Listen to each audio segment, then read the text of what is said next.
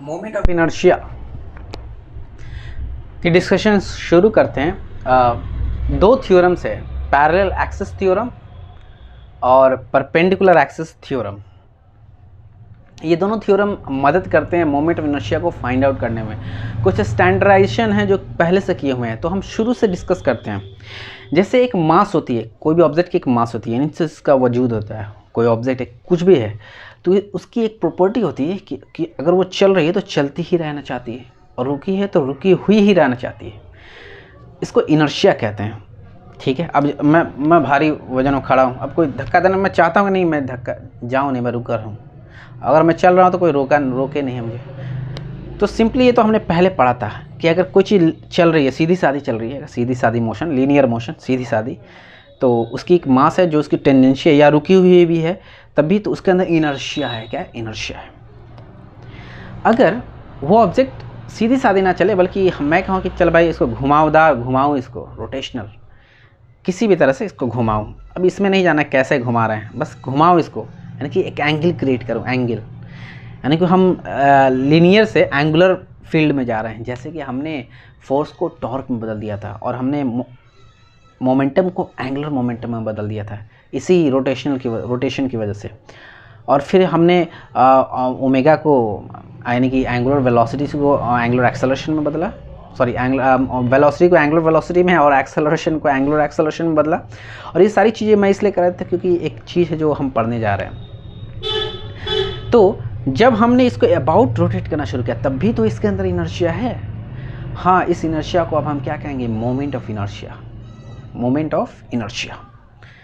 जब भी हम एंगुलरली चीज़ों को बदल रहे थे तो हम देख रहे थे, जैसे कि हमने फोर्स को टॉर्क में बदला तो आर क्रॉस एफ किया, यानी कि उस फोर्स को एक रेफरेंस से देखा। उसी तरह हमने उस मोमेंटम को एक रेफरेंस से देखा, आर क्रॉस पे। उसी तरह हम इस मास की वजह से जो इनर्शिया है, अब जब इसको रोटेट करने लगे किसी एक्सिस पे अबाउट, किसी तरह से भी हम ऐसे करें जैसे भी करें, उस पूरे ऑब्जेक्ट, कैसा भी ऑब्जेक्ट हो, तो उसकी मास की वजह से जब उसको रोटेट करेंगे, यानी कि तो उसमें एक इनर्शिया क्रिएट होगी कि कहेंगे नहीं मैं रोटेट नहीं करना चाहती हूँ, मैं घूमना नहीं चाहता हूँ, और ये इनर्शिया मोमेंट ऑफ इनर्शिया कहलाएगी। उसी तरह जैसे हमने और चीज़ों को डिफाइन किया था एंगुलरली, लीनियर से जब लाए थे, तो जब इसको भी चेंज करेंगे तो इसको हम कैसे डिफाइन करते हैं? एम आर स्क्वायर, यानी एम यानी मास में जब आर स्क्वायर से, एक आर स्क्वायर क्या भाई, एक आर तो इसमें ये है कि जिसके अबाउट रोटेट कर रहे हैं, और एक आर वो है जिसके अबाउट देख रहे हैं उस रोटेशन। शुरुआत तो यहीं से हुई थी, इसकी पूरी डिफिनेशन कैसे इसकी आई कि एम आर स्क्वायर को क्यों हमने कहा कि इसको मोमेंट ऑफ इनर्शिया है इस ऑब्जेक्ट को। अच्छा, फिर सिंपली एम आर स्क्वायर नहीं होती है, बल्कि अदर ऑब्जेक्ट जैसी ऑब्जेक्ट हो और जैसे हम रोटेट कर रहे हो उस ऑब्जेक्ट को। नहीं कोई, अब ये चीज़ है, मैं इसको ऐसे रोटेट करूँ या ऐसे करूँ या ऐसे करूँ, जैसे करूँ रोटेट मैं, या जैसा भी ऑब्जेक्ट हो उसके हिसाब से उसकी कोफिशिएंट उसमें बस बदलती जाती है कि हाफ एम आर स्क्वायर हो गया, किसी की एम आर स्क्वायर हो गई, किसी की 1/12 एम आर स्क्वायर हो गई, किसी की सिंपली एम आर स्क्वायर है, यानी 1 एम आर स्क्वायर है, जहाँ एम उसकी मास है, आर उसकी जिस रेफरेंस से उसको रोटेट कर रहे हैं उसकी स्क्वायर्ड है। अच्छा, ये कैसे निकलती है भाई फॉर्मूला? तो ये पूरी रिकॉलेशन में कर रहा हूँ, रिकॉल कर रहा हूँ ताकि मैं आगे इन थ्योरम्स को डिस्कस कर सके। तो ये सिंपल इंटीग्रेशन है, सिंपल कैलकुलस का यूज़ है कि हम उस ऐसे ऑब्जेक्ट है, मान लो इधर लोहा लगा हुआ है, इधर एल्युमिनियम लगी है, जैसा भी लगा हुआ है, या सब लोहा ही लगा हुआ है, और कैसा रफली ऑब्जेक्ट है, या सब सिंपल से ऑब्जेक्ट है, नहीं कि एक स्टैंडर्ड ऑब्जेक्ट स्फीयर है या सर्किल है, तो ये कैसा भी समझ लो, रफली समझ लो या जैसा भी समझ लो, उस ऑब्जेक्ट की किसी पॉइंट से, अब वो पॉइंट या तो सेंटर ऑफ मास ले लो उस ऑब्जेक्ट की, या कोई अदर पॉइंट है, उस पॉइंट से कोई भी एक पॉइंट से उस ऑब्जेक्ट से की, उस पॉइंट से हम देख रहे हैं कि कैसे उसको हम रोटेट कर रहे हैं उस पॉइंट से, तो उस पॉइंट से हम देख रहे हैं कि उस मास की डिस्ट्रीब्यूशन कहाँ और कितनी है। तो इंटीग्रेट कर दें उसको, अगर हम इंटीग्रेशन करने में अगर हम सक्सेसफुल, अगर we are a good mathematician, तो हम यही वैल्यू हमें आएगी। तो अब इरेगुलर ऑब्जेक्ट्स से हम तो पढ़ाई नहीं करते हैं, हम तो रेगुलर ऑब्जेक्ट्स की पढ़ाई करते हैं ना, क्योंकि हम इरेगुलरिटी में रेगुलरिटी खोज सकते हैं। यानी कि बहुत सारे ऐसे उबड़ खाबड़, मान लो लकड़ी आया घर में, तो कट करके स्क्वायर में कर दिया, रेक्टेंगल कर दिया, अपना घर बना लिया रेगुलरिटी में। चलो भाई लकड़ी इतनी ज़रूरत है, तो दिस इज़ सिंपल वे। तो हमने सबका डिफाइन कर दिया हुआ है, पहले से डिफाइंड है, ये हमें नहीं निकालना। हमें क्या निकालना है कि उन स्टैंडर्ड चीज़ों से हमें दो थ्योरम मिलते हैं, जो कि ये बाय ट्राइंग आउट ये चीज़ें निकली हैं। तो यानी कोशिश करते करते, तो ये 2 थ्योरम्स हैं जो कि मदद करती हैं हमें मोमेंट ऑफ इनर्शिया को ईजिली फाइंड आउट करने में। फर्स्ट थ्योरम इज आते हैं जो कि पैरेलल एक्सिस थ्योरम कहते हैं। पैरेलल यानी कि कुछ पैरेलल होगी, इसका मतलब एक्सिस का मतलब कोई एक्सिस की पैरेलल होगी, और थ्योरम यानी कि ये तो थ्योरम है, मैथमेटिकल या थ्योरेटिकल थ्योरम है, मॉडल है, जिससे हम उस चीज़ों को समझेंगे, आसानी होगी इससे। चलो हम शुरू करते हैं। एक सिंपल एक ऑब्जेक्ट मान लो, चलो एक डिस्क ले लेते हैं, एक डिस्क ले लेते हैं। अच्छा से एक डिस्क बना दिया, ठीक है, बहुत अच्छा तो नहीं बनाया, अच्छा से बना दिया। चलो डिस्क ही है यार। चलो अब समझाने के लिए एक सिंपल सी ऑब्जेक्ट। अब चलो एक इसके सेंटर ऑफ मास है, क्या है, सेंटर ऑफ मास सी है, ठीक है, ये सेंटर है और इसके सेंटर ऑफ मास है। चलो हम मान के चलो इसके सेंटर ऑफ मास, ये एक डिस्क है हमारी। अब इस सेंटर मास पे एक ड्रिलिंग करके मान लो पहले से अगर मैं एक एक्सिस लेता, यानी कि कोई मान ले आइसक्रीम में तूने लकड़ी घुसा दी, वही वाली बात है। अब ये इस एक्सिस का नाम क्या है, ये जो एक्सिस है, ये जो लंबी सी एक्सिस है, इसके अबाउट हम घुमाएंगे इस ऑब्जेक्ट को, ये एल एक्सिस है। तो जब हम ये तो हमको पहले से पता है यार कि डिस्क की क्या होती है, तो हाफ m² होती है, हमें पहले से स्टैंडर्ड पता है मोमेंट ऑफ इनर्शिया क्या होती है। स्टैंडर्डाइज चीज़ों की पता है हमें, सिलेंडर की पता है, स्फीयर की पता है, अबाउट डिफरेंट एक्सिस जो स्टैंडर्ड एक्सिस पता है। लेकिन मैं कहूँ कि नहीं, हमको ऐसे नहीं घुमाना है, बल्कि हमें इस ऑब्जेक्ट की जिसकी मास क्या है, m है, इस पॉइंट से घुमाना है। किस पॉइंट से, ये पॉइंट यहाँ है मेरा, मान लो ये पॉइंट है मेरा, P पॉइंट, यहाँ से घुमाऊंगा मैं यहाँ से एक ड्रिलिंग मशीन लाऊंगा, छेद कर दूंगा, यहाँ लकड़ी घुसाया और ऐसे मैंने यहाँ छेद कर दिया और घुमाऊंगा इसको ऐसे, ठीक है, ये मैं कहता हूँ। तो भाई तो इसकी अब लेकिन हाँ, ये इसमें एक बात है कि जब मैं घुमाऊंगा तो जिस तरह मैं इसको घुमा रहा था, अगर घुमाता इस एक्सिस पर एकदम इसके पैरेलल ही घुमाऊंगा, यानी एकदम सीधी सादी, एकदम इसके पैरेलल ऐसे ये घुमाता मैं, यस ऐसे घुमाता, अगर घुमाता तो अब ऐसे घुमाता, यानी पैरेलल हो दोनों एक्सिस का। इसका नाम एल डैश दे दिया, ये एक्सिस के पैरेलल है, ठीक है। तो भाई एक बात बता दो, कितनी दूरी पे हो, चलो भाई d दूरी पे हम लोग यार, d दूरी पे, यानी सेंटर ऑफ मास है, और ये कितनी पैरेलल, कितनी दूरी है, दोनों एक्सिस d दूरी है, और मास क्या है आपके ऑब्जेक्ट की, ये तो स्टैंडर्डाइज ऑब्जेक्ट, चलो भाई मैंने डिस्क लिया, लेकिन कुछ भी होता है तो मास m होता है इसका, ठीक है। चलो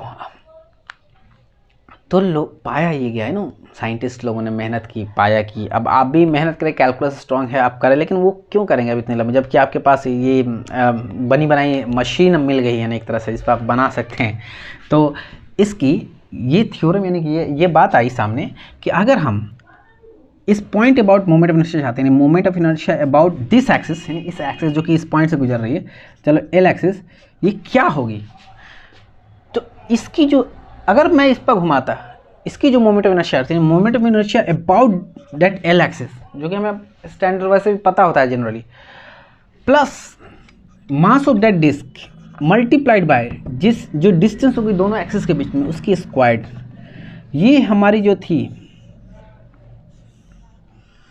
ये this was the formula for theorem. This is a theorem actually. This is a theorem that says कि the moment of inertia for rotation of a disk about a point P, about any point P, is equals to the moment of inertia for rotation about that object about the center of mass plus the moment of inertia plus the mass of the disk multiplied by the distance d for an axis which is parallel to that this axis.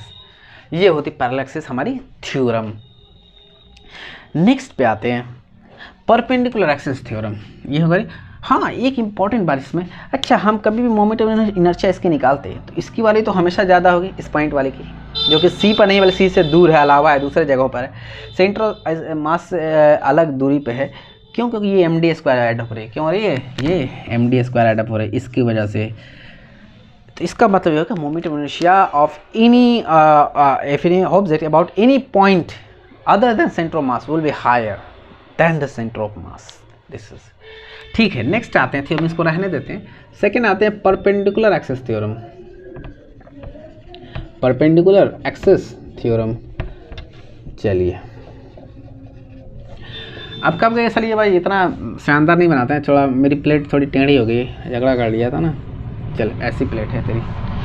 तो plate किसी plane पे नहीं, black board की plane है ये। तो इस plane की एक एक्स एक्सिस होगी, एक वाई एक्सिस होगी। बोल, left hand coordinate system use नहीं करते हम। कौन सा कोऑर्डिनेट सिस्टम यूज़ करते हैं जनरली?